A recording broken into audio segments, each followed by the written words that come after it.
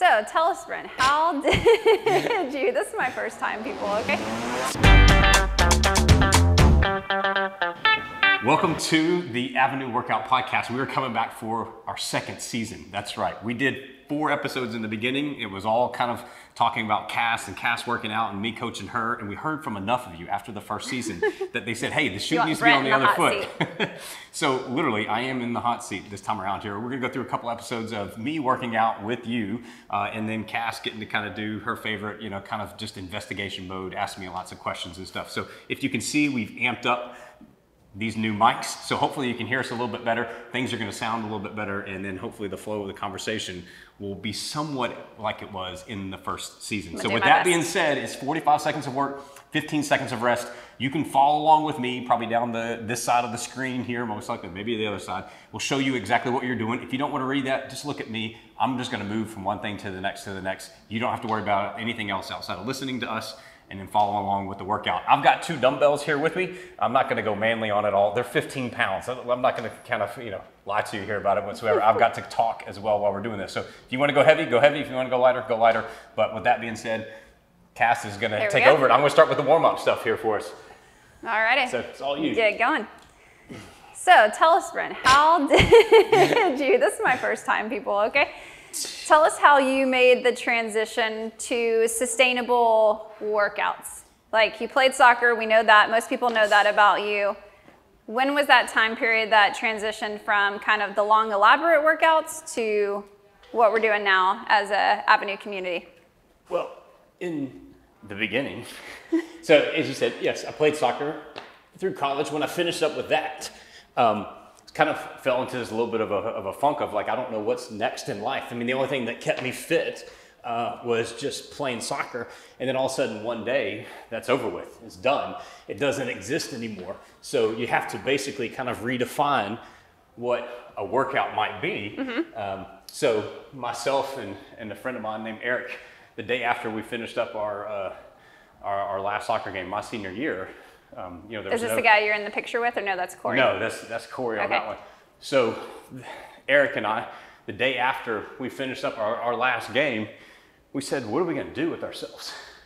There's no next season, there's no off season, there's no preseason, there's nothing to look forward to. Now just kind of going back into everyday life. And when we got up the next day, we said, let's just go for a run. And we're like, well, where are we gonna go? How far are we gonna go? Well, no, let's just go for a run. And we started off and we ran 8 miles. That first day, it's the first I've ever ran in my entire life. And both of us just kind of laughed and chit-chatted the whole time, and it was no big deal. We finished it, felt like we accomplished something. But when we came back into our cafeteria, I kind of remember is like when we told all of our buddies on the team that we did this 8-mile run, everybody's like, oh my God, that's crazy, that's crazy. I don't know how to understand how you did that. And that kind of fueled me. It said, well, no one else is really doing this. Maybe I should do more of this. I can get kind of the applause, the appreciation, the praise that I was wanting from friends that you get on the soccer field. So I just started doing more of it.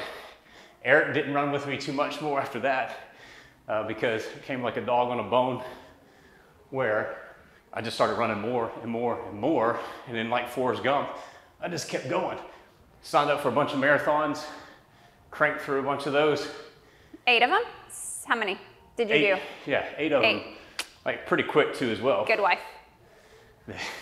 I remember. 8 quick marathons in the span of probably about 2.5 years, maybe 3 years, but just completely trashed my body. And just, 1 half Ironman? Yeah, 1 half one. Yeah. But it was at this point where I just basically kind of went into this mode of, I just had nothing else to do in life. I needed some kind of, something to make me feel better. When people were saying, hey, good job, good job, good job. Oh, that's crazy. I can never do something like that. And I just went off the deep end with the running and the working out. And what ended up happening to kind of get to this point of where did it all become something that was truly sustainable versus something that's, from an ego standpoint of running, I'm running from past problems and, past chapters of my life. I don't really want to sit still, because if I do sit still, they're going to catch up with me type of stuff. But right before we opened the gym, I ended up in an intern's office with this bleeding ulcer and kind of this ultimatum that if I didn't change my stupid ways of trying to keep myself healthy, that I was going to end up with some serious health consequences. So the internist's office or the doctor's office, whatever, said, hey, the only thing that's going to get you healthy again is when you stop for 6 months, everything that you're doing. And when I finished up that doctor visit, I said, you know what, I'll take off a couple weeks. Because again, when you're addicted to the running and you're addicted to the high of having to get out there to run, to prove yourself, when really the only thing that fuels you is people saying that you're crazy or telling you, you know, good job. Giving a pat on the back. Yeah, you're gonna do whatever you can to find that next hit or next dose of all of it. And when that becomes your addiction, then that becomes something that truly starts to put a damper on your health. So after leaving out of the intern's office, I got back to, to working out. Probably about 3 or 4 weeks later, I said, you know what I'm gonna do is I'm gonna start pretty easy. I'm gonna make sure that I just start sleeping a little bit more, because at the time it was probably around 5.5 hours a night that I would sleep. And I was eating like crap because I fueled myself like a typical marathon person. Peanut butter. Well, yeah, that's still today, so that's not too bad. I don't think there's anything bad. No, nothing wrong with peanut butter. Peanut butter, but the pastas. The type of peanut butter. Let's get this right. Peter Pan. What is it called? Peter Pan GIF or whatever. My parents are probably watching this. No, so all the crappy carbs that I kept saying that I needed to run further, which is crazy. It was completely just destroying my health.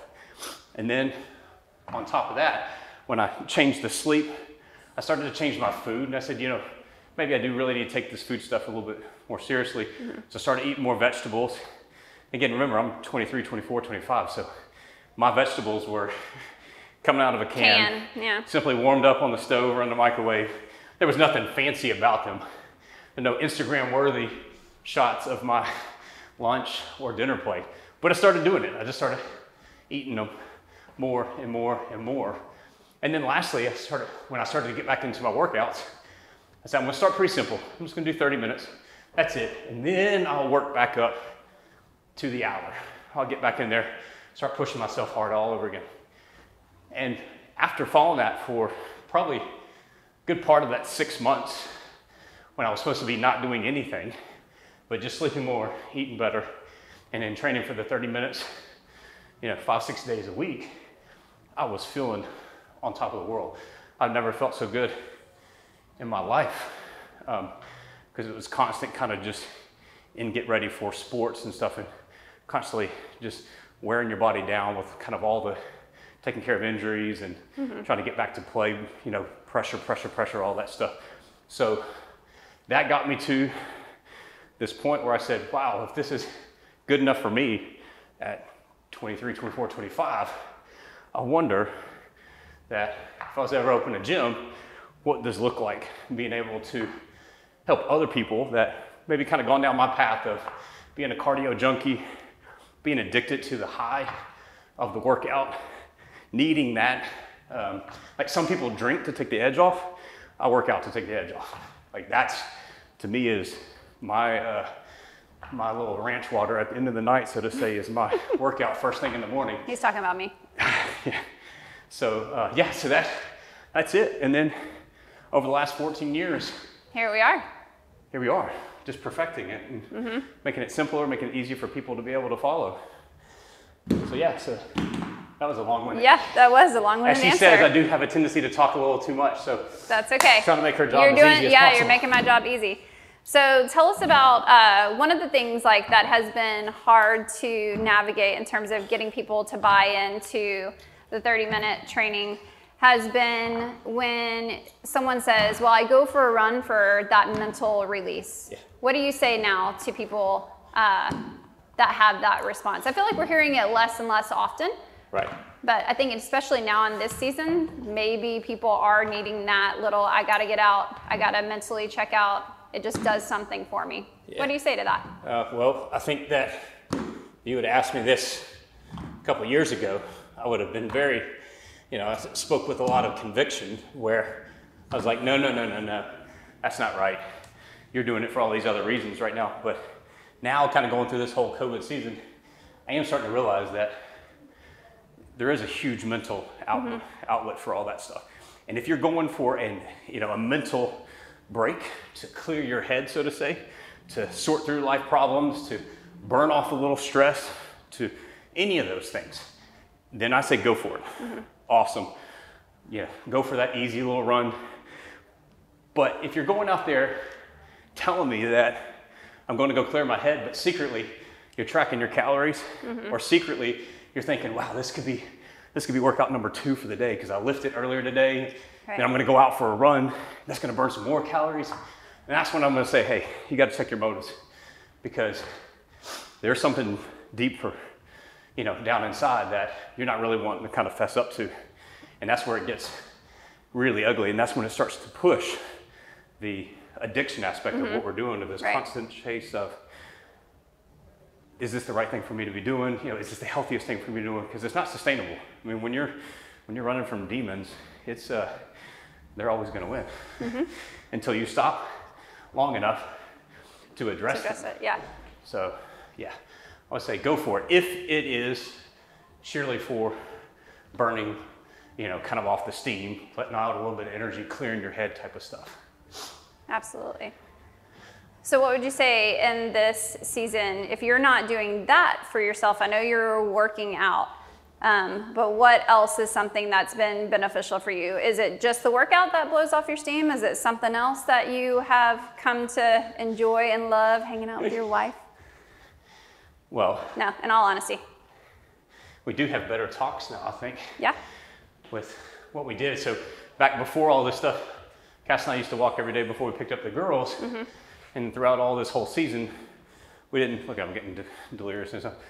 We haven't really done much of that. Yeah. And then what we started to see was, hey, we needed this stuff. So now where we're living, there's a pool. The girls can kind of go down there. And so as opposed to just one of us going down there and watching them, we both go down there. Yeah. And we just enjoy kind of the time watching the girls be little monkeys down in the pool, but then also too as well, it gives us a chance to connect, talk about things. And I think where you might have been trying to go with this stuff too as well is throughout this whole Corona time too as well is I've stepped up and kind of gone back in to see another therapist, another person to kind of just help you out mentally. And what it was is, some of you know the story, a couple of years ago, I went away for a week intensive trying to get my own story straight, trying to wrestle with those, kind of chapters of life in the past that drove me to want to run more, want to eat more extreme, all that type of stuff. And I went away and I was like, oh, this is perfect. I don't have to deal with it again. Throughout this whole time, when you talk about a season of not really having a lot of control, those little demons start to pop back up and all the little cracks in the armor start to pop back up.